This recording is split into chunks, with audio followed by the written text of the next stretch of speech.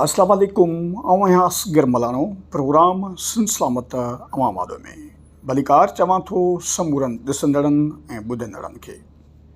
पाणी नाहे छो भला करबला करबला, पाणी जी खोट ख़िलाफ़ सिंध सरापा एहतजाज, ॾुकार पुकार अॼु पिचारी।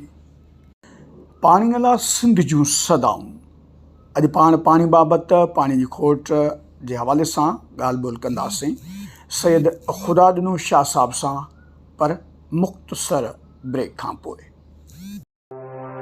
वेलकम बैक नाज़रीन। अॼु पाण ॻाल्हि ॿोल कंदासीं हिकु भेरो वरी ख़ासि तौर ते सिंध में पाणी जी खोट, पाणी लाइ ॾुकार, जंहिंजी अॼु बि पुकार जारी सारी आहे ऐं समूरी सिंध पाणी लाइ सदाऊं ऐं सरापा एहतजाज बणियल आहे। मुंहिंजे ख़्याल में त सिंध खे, सिंध जे अवाम खे, सिंध जे शऊर खे हुकुमराननि एतिरो बि मजबूर न कनि जीअं कुझु ॾींहं अॻु सखर में सिविल सोसाइटी जे तरफ़ां GM हैदरी जी अॻवानी में पीपल्स पार्टी जे ई पाणी जे वज़ीर सैयद ख़ुर्शीद अमन शाह जी घर अॻियां पुरअमन एहतजाज मार्च करे मुज़ाहिरो कयो वियो, जेको दुनिया ॾिठो। किथे ईअं न थिए त सिंध मजबूर थी करे चूंडियल नुमाइंदनि ऐं सरकारी कामोरनि वज़ीरनि जे घरनि ते तओ खणी करे न पहुचनि। जी नाज़रीन, असांखे ऑडियो लिंक ते जॉइन कयो आहे सैयद ख़ुदा ॾिनो शाह साहब, जेके पाण हिकु सीनियर सहाफ़ी सां गॾोगॾु अॼु बदीन ज़िलो बचायो तहरीक पाणी जे हवाले सां जेको अॻवानी करे रहियो आहे। पाण पहिरीं ॻाल्हि ॿोल जी शुरूआति जेका कंदासीं ख़ासि तौर ते सिंध में पाणी जो ॾुकार, पाणी जी खोट सबबि।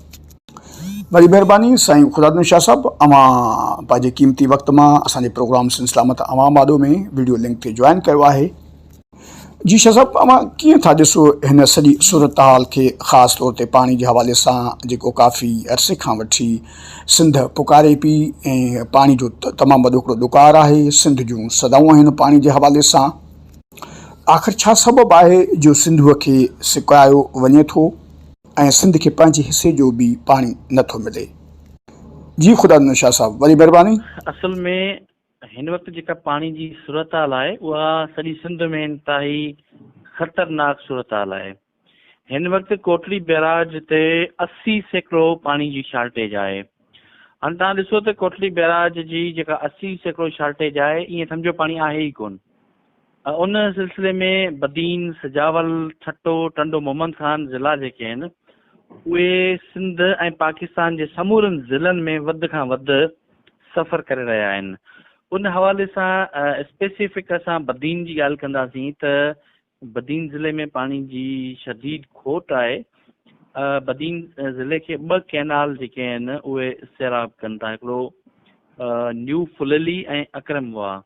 अक्रमवाह जी सूरत हाल इहा आहे जो अक्रमवाह इरिगेशन जी ऐं सीदा जी नाअहली सबबि मुकमिल तौर ते ख़तम थी चुको आहे, जेको बदीन ज़िले जे अंदरि 500 क्यूसिक पाणी खणी नथो अचे। उहो सॼो बोझ फुलली कैनाल ते आंदो वियो आहे ऐं फुलली कैनाल जो पाणी अलीपुर ते डाइवर्ट करे अक्रमवाह खे ॾिनो वञे थो। इहा सीधा जी नाअहली आहे, छाकाणि त जेकॾहिं हिकु सिस्टम जो पाणी ॿिए कैनाल में हलियो थो वञे त उहो ओरिजिनल कैनाल ई सफ़र करे थो। त असुल में असांजी डिमांड इहा आहे त अक्रमवाह खे फुल जेको हुनजो 4300 क्यूसिक आहे उहो खणी माना ऑफ टेकिंग जेको ज़ीरो खां शुरू कनि ऐं घटि में घटि बदीन ज़िले जे अंदरि उन 4200 क्यूसिक माना 3000 क्यूसिक पाणी खणी अचनि ऐं फुलली जो पाणी खणी अचनि। उन सिलसिले में असांजी जेका एहतजाजी तहरीक आहे उहा जारी आहे। उनजो जेको असांजो 16 मई ते एहतजाज रखियलु हो, उहो असांजो कन्वीनर जेको मीर नूर अहमद तालपुर साहिबु आहे, उनजी तबियत अचानक ख़राबु थी पई आहे, जंहिंजे करे अॼु असांजो अहम इजलास हो जंहिं मंझि असां पोस्टपोन कयो आहे ऐं नई तारीख़ असां 6 जून रखी आहे। हाणे सीधा ऑफिस अॻियां 6 जून ते हिकिड़ो तारीख़ी धरणो हयो वेंदो, जंहिंमें असांजी क़ौम परस्त तंज़ीमुनि बि हिमायत कई आहे। असां क़ौमी अवामी तहरीक सिंध तरक़ी पसंद पार्टी समेत समूरियुनि क़ौमपरस्त तंज़ीमुनि SUP जा थोराइता आहियूं। उनखां अलावा असांजी क़ौमी सिंध जी नामवर गुलूकारा सिंध जी कोयल जंहिंखे चऊं दीबा सर साहिबा बि असांजी भरपूर हिमायत कई आहे ऐं उहा बि असांजे एहतजाज में शरीक हूंदी। असांजो जेको शेड्यूल आहे उहो असां 6 जून सूमर जे ॾींहुं सीधा ऑफिस अॻियां पहुची वेंदासीं, जिते धरणो हणी वेही रहिबो। जेसि ताईं असांजो मुस्तक़िल बुनियादनि ते मसइलो हल न थींदो असांखे महीनूं तरसणो पियो त असां उते सीधा ऑफिस अॻियां तरसंदासीं। जी वॾी महिरबानी शाह साहब। त तारीख़ चेंज थी आहे त उन खां पोइ मुंहिंजे ख़्याल में त ज़िलो बचायो तहरीक जी जाइ ते सिंध बचायो सिंधू बचायो तहरीक जेकॾहिं रखियो वञे त अञा बहितर थींदो। मीटिंग में इहा ॻाल्हि रखंदासीं ऐं उन सां गॾोगॾु जेको फ़ैसिलो थियो उन तहत ई असां अॻिते वधंदासीं। ओवरऑल जेका सिचुएशन आहे, तव्हां जेको पहिरियों तव्हांजो सुवाल हो पाणी जे हवाले सां, पंजाब में हींअर फ़क़ति 10% शॉर्टेज आहे ऐं असां वटि सिंध में 80% शॉर्टेज आहे।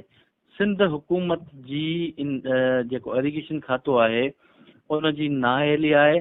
सिंध जो वॾो वज़ीर साहब बि आवाज़ न पियो उथारे। हिन वक़्तु सिंध पीपुल्स पार्टी जी इतिहादी हुकूमत आहे वफ़ाक़ में, उहे पाणी वठनि ऐं हिन वक़्तु तव्हां गुड्डू ते जेका अॼु जी सूरत हाल आहे 35,000 क्यूसेक पाणी थियो आहे ऐं सखर ते लॻभॻि उहो पाणी 30,000 ताईं 28-29,000 ताईं पहुतो आहे।